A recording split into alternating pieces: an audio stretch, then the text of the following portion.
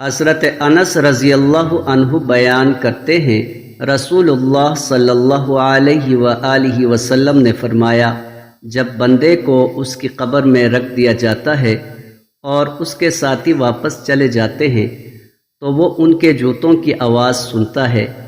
اسی اثناء میں 2 فرشتے اس کے پاس آتے ہیں تو وہ اسے بٹھا کر پوچھتے ہیں، تم اس شخص یعنی محمد صلی اللہ علیہ وآلہ وسلم کے بارے میں کیا کہا کرتے تھے؟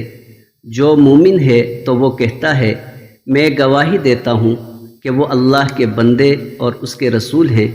اسے کہا جاتا ہے، جہنم میں اپنے ٹھکانے کو دیکھ لو، اللہ نے اس کے بدلے میں تمہیں جنت میں ٹھکانہ دے دیا ہے۔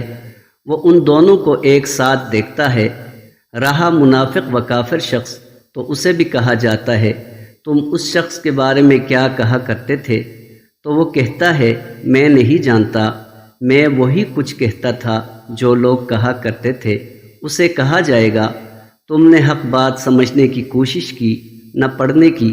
اسے لوہے کے ہتھوڑوں کے ساتھ ایک ساتھ مارا جائے گا تو وہ چیختا چلاتا ہے، جسے جن و انس کے سوا اس کے قریب ہر چیز سنتی ہے۔